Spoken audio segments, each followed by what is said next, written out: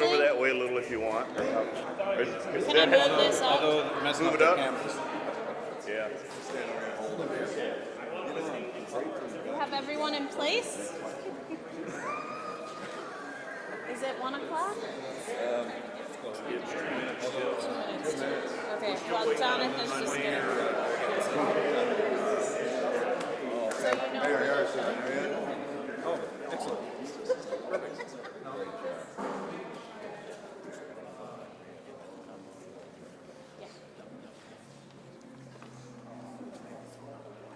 Does anybody want to fill in over here? We need to fill in over here. Come on over that way.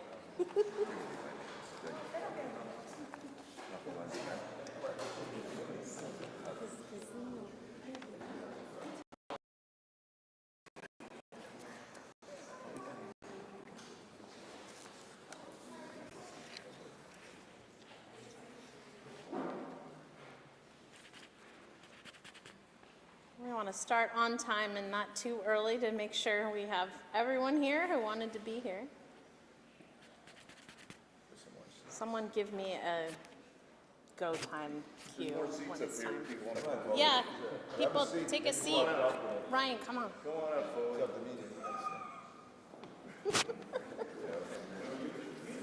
Matt.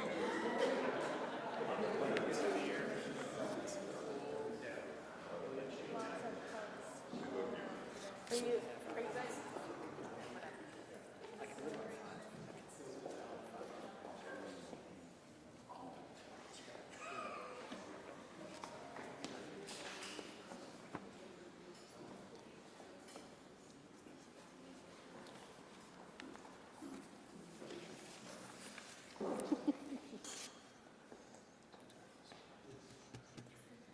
That's all right. That's my cue. Well, good afternoon, everyone. My name is Sangeetha Rayapati, and I'm the mayor of Moline. And it is my pleasure to welcome you to this press conference today for an update on the transit bill that was passed last night in the Illinois House and Senate. And when I say it's a pleasure to welcome you here, I really mean it. Because the last 2 times I've hosted these events about passenger rail service, we did not have such a positive outlook. So I'll get right to the point. Today is different. Today is a day for celebrating because we have secured funding for our train.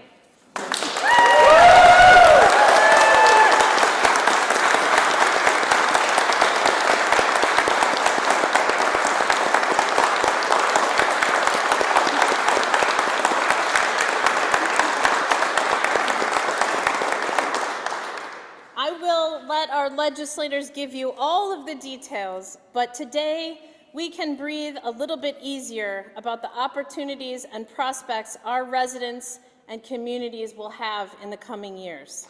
We will no longer be a metro area at risk of being isolated economically, like a rail car slowly detaching from the train of progress.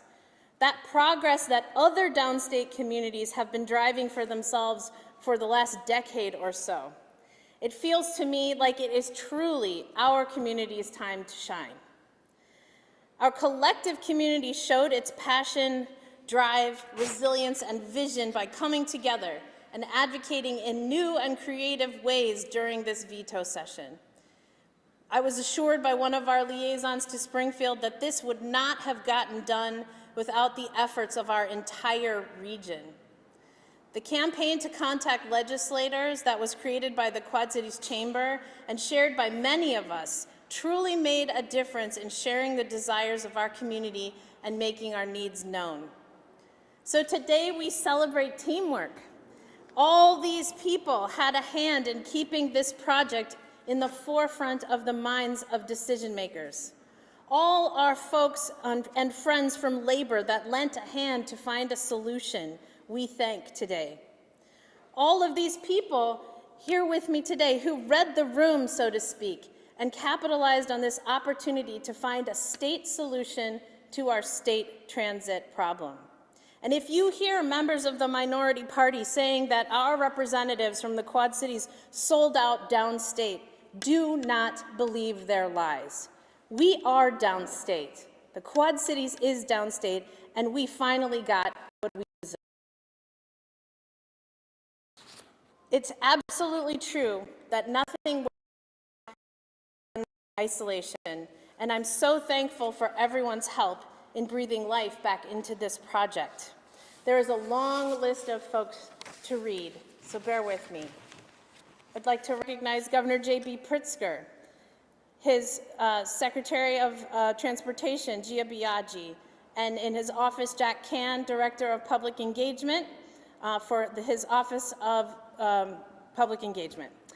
Senator Mike Halpin, Representative Greg Johnson, Representative Eric Sorensen, former Representative Sherry Bustos, Doug House, IDOT Deputy Secretary, retired, Matt Hughes, former Director of Finance and Administration, CFO of IDOT, and in Rock Island County, Richard Kihas Brunk, Rock Island County Board Chair, Jim Grafton, Rock Island County Administrator, and a posthumous honor to Porter McNeil, Board Member.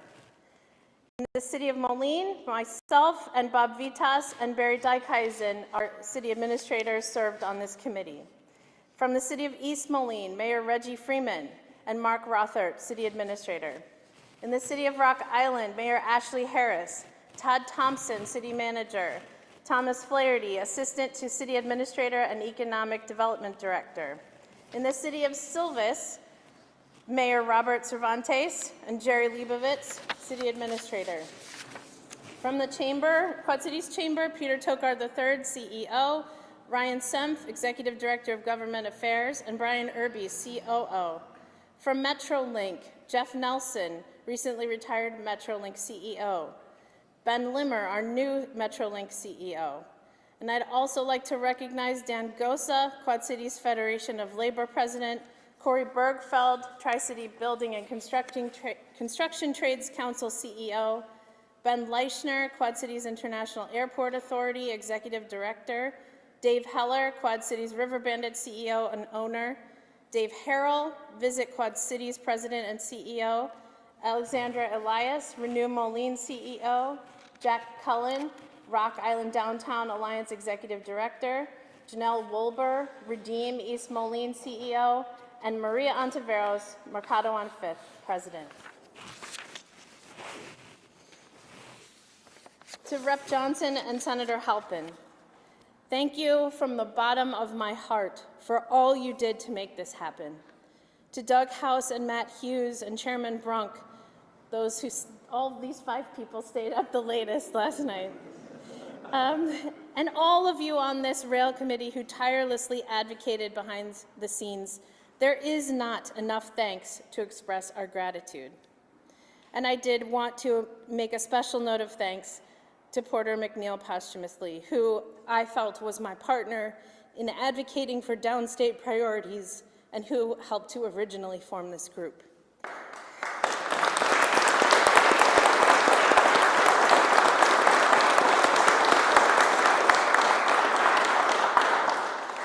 I look forward with hope and anticipation to that day when we are all here again, in body or spirit, in this station, to train to Chicago. Thank you very much, and I'll bring up Richard Kihas Brunk.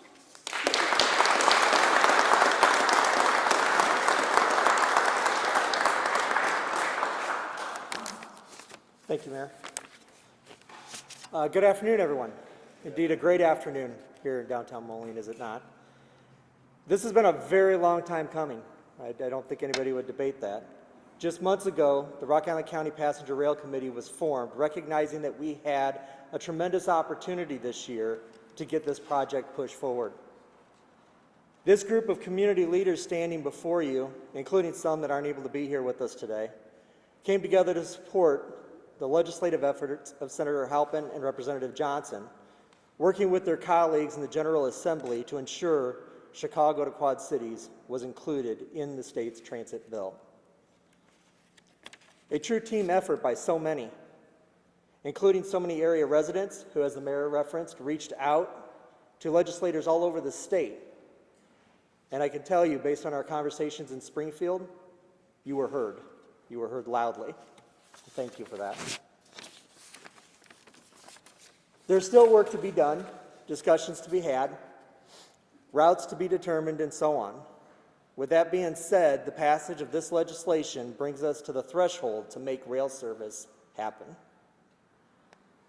Ultimately, it was Senator Halpin and Representative Johnson that brought this home to our region. And we greatly appreciate their efforts and those of their colleagues in the General Assembly. With that, Senator Mike Halpin.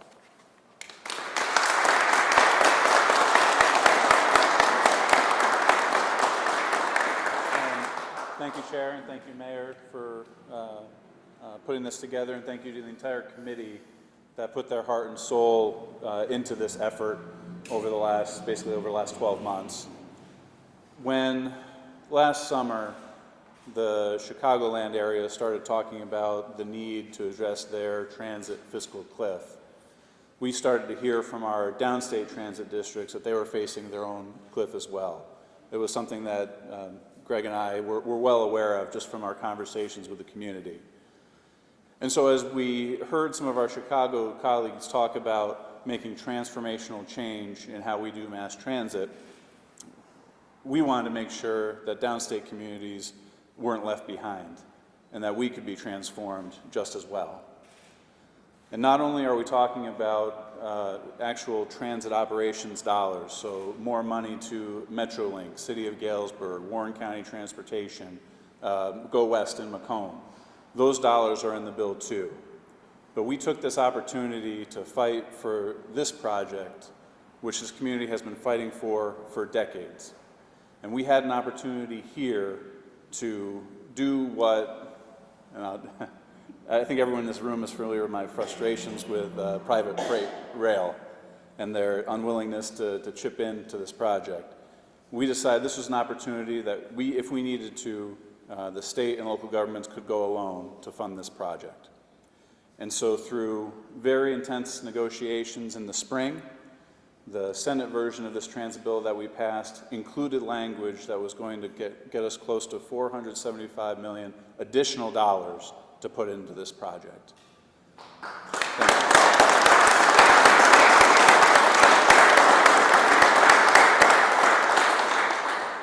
We were excited about the opportunity at that time.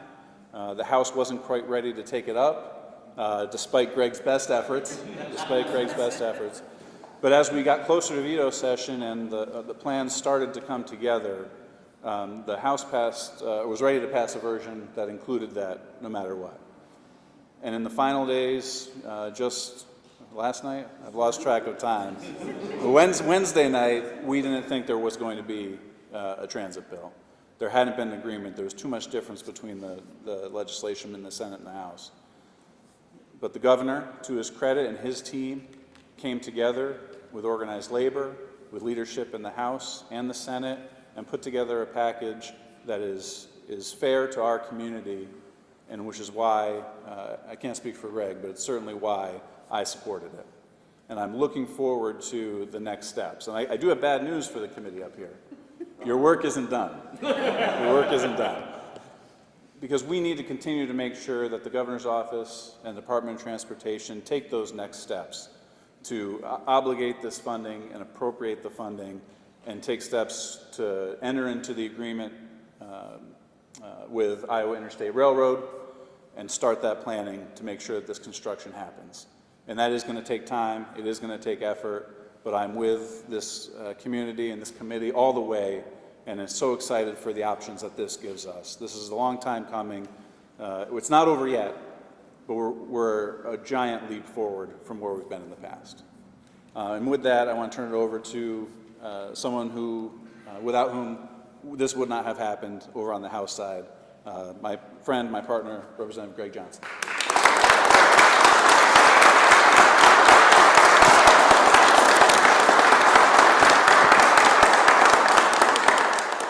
So first off, I think everybody knows I'm a pretty emotional person. So imagine me being on 1 hour's sleep, basically.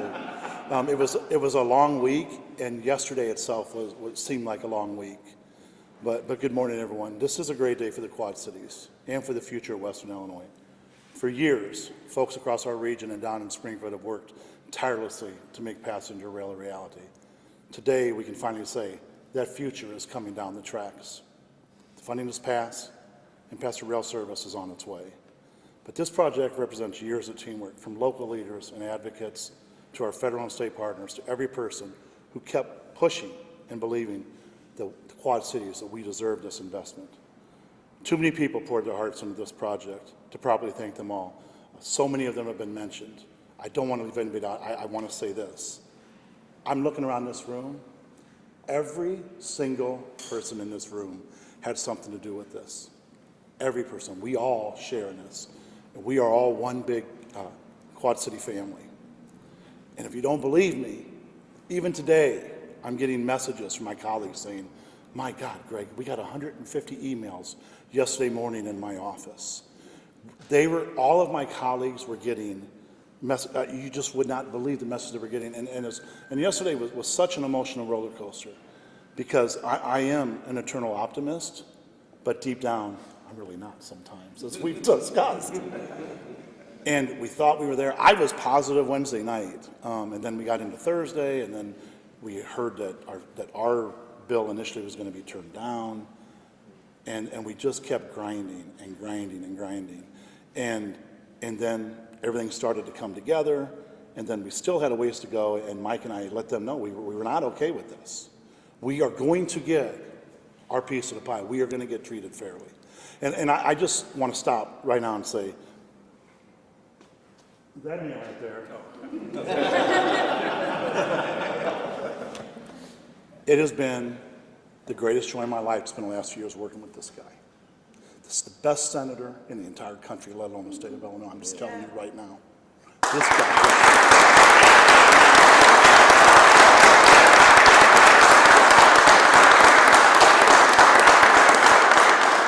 Chairman Brunk, Matt Hughes, Doug, we spent a lot of time together this week.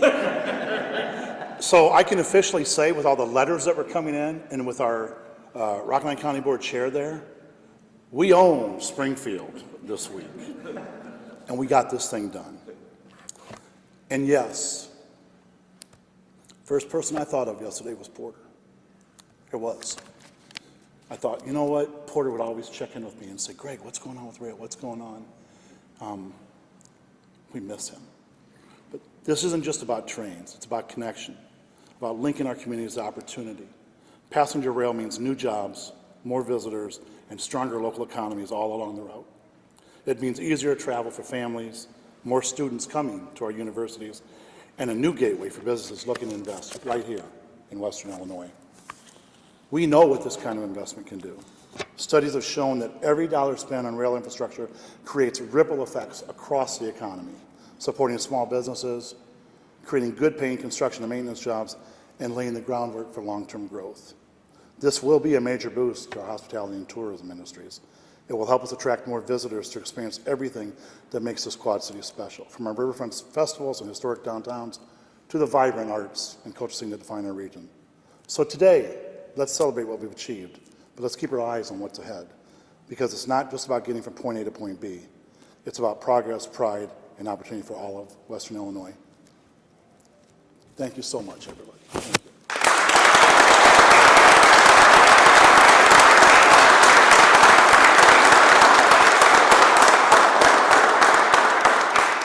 So once again, thank you all for being here. I am sure that our representatives will have answers to anyone's questions. So we'll take those at this time. Yes. Okay. You might want to come to the mic. Sure. Mike, I've been dealing with the rail thing since 2000 was when we started this. And I heard we'll have it by 2004, 2008, 2012, and all of a sudden, will it be done before I retire? I can't give you a year, and it's just not something that we can predict. But I know that for all those many years, we really struggled to try to reach an agreement with Iowa Interstate and put in some money, hoping that they would match and they would have the goodwill to get the job done. I can say with the money that is now added by this bill, we don't have to necessarily wait for their okay, so that we have more leverage to get this job done under existing law, under existing federal law, and so it's closer than it's been, but there's no timeline on it. Well, and I want everybody to understand where the problem lay all these years, which was Iowa State Railroad. Yeah. That's certainly my opinion, but I'm not. Let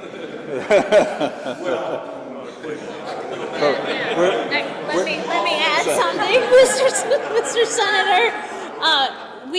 That was the problem. I've been in office for 4 years. That I've had press conferences, previously mentioned that. But that deal was done, I think, last year, right? Coming to a number. And now it was about finding the funding to meet that number. And now it's about all the agreements that have to be in place to make it a functional line. If I put you on a 3.5-year timeline. Is that you announcing your retirement? Is that You got to tell me.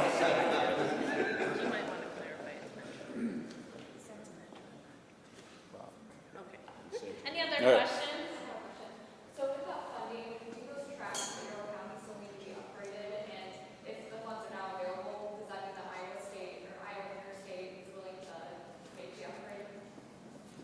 I've not talked to the railroad, but the operating agreement or the existing agreements for engineering and things that have already been entered into with the railroad, those plans came up with a dollar figure.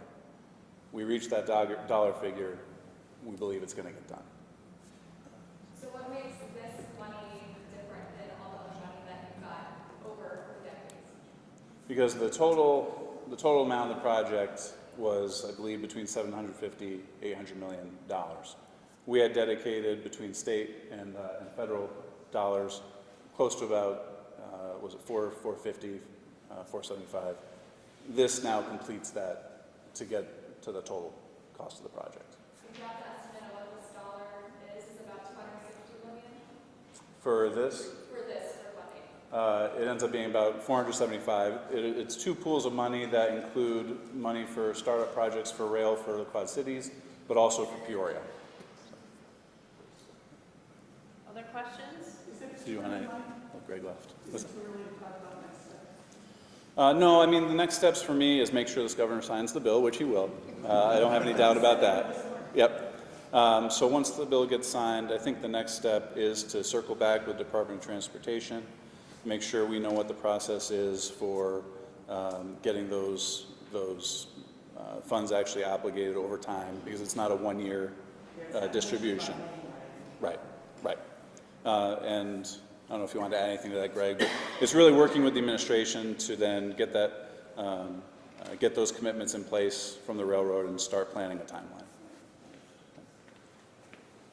I'll just add, because there was some negative commentary from the other side of the aisle, and I can tell you that I'm now finishing up my third year. The promises that have been made to me have been kept. I know Representative Leader McCombie talked about how these are always false promises, and she talked about her relationship with her predecessor. I don't know what kind of relationship they had. Maybe there was some dishonesty there. But I can tell you from my end, every time I've went to my leadership and and held their feet to the fire, and believe me, I have. They've come back and they've come through with that promise. So I have no reason to believe they won't. There was another, yes, Ken. Yeah, this is kind of a broader question, but obviously there's the appeal for Quad citizens who want to get on that train to go to Chicago, right? But what do you guys feel are some of the qualities that Chicagoans or others in that kind of metro area would have? Well, we should turn that over to Dave. Right here. You always have to be careful when the mayor is volunteering you to step up to the microphone. Dave Harold, Visit Quad Cities. First, the mayor used the word teamwork, and obviously you're seeing that be manifested in all the people that are here today to celebrate this. This is a big deal for the region. Obviously, it's a huge deal for the city of Moline. It does have broader implications, okay? That connectivity, Chicago is our #1 source for visitation into the Quad Cities, by far, like exponentially far, and more reaching than other communities. So it gives us an opportunity to further leverage marketing, promotional, group sales efforts, that connectivity, but it's beyond just like visitation. It's economic development, it's certainly higher ed, it's jobs, it's got like a far broader economic development opportunity for us to leverage. But this is going to add tremendous value to our visitor economy and tourism, and we're excited about that. Thank you.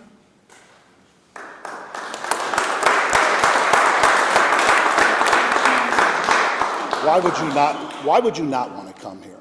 Look back here. We've got our beautiful riverfront. Every single downtown is being renovated and being built. I mean, the way we are transforming this area. You'd be crazy not to come here. And by the way, we have the best damn people and the best community in the entire country. So that's why they should come down here.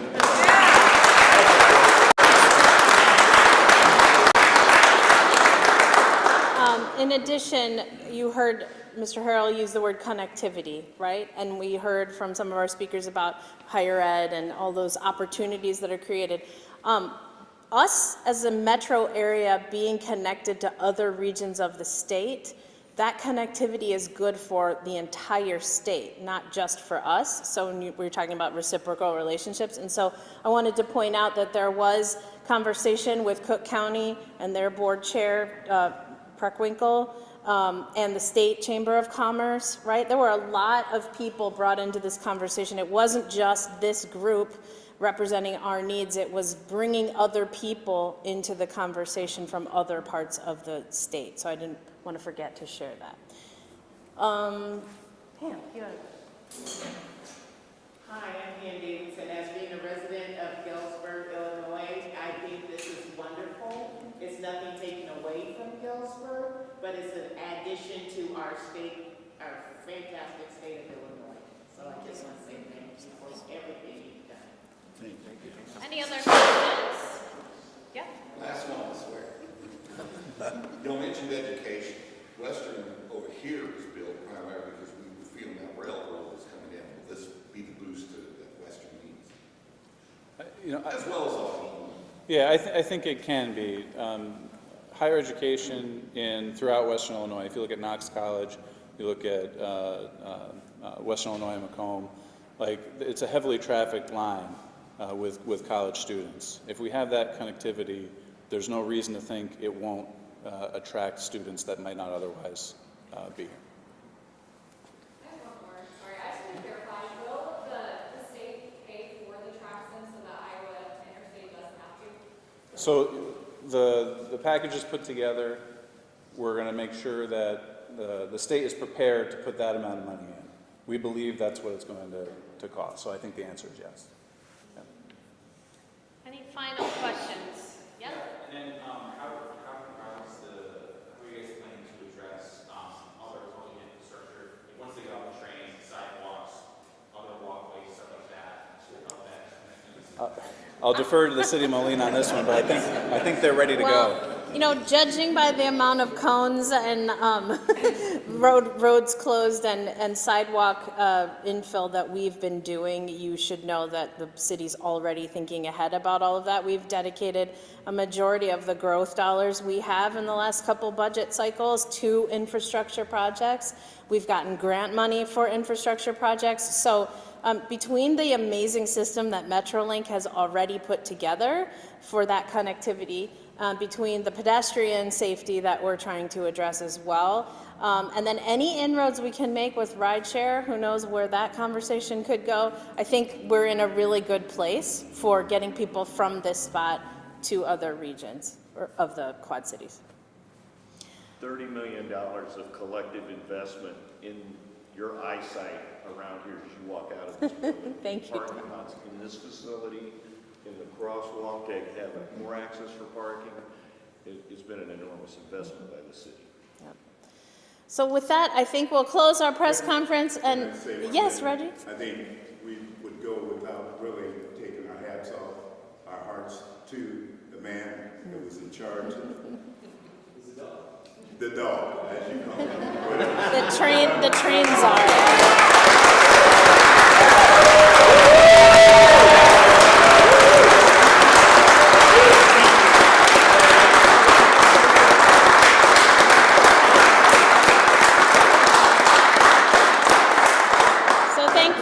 Thank you everyone for joining us. I am sure there's a need for some memory-making pictures.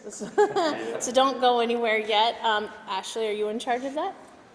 All right, well, come on up. Thank you, everyone.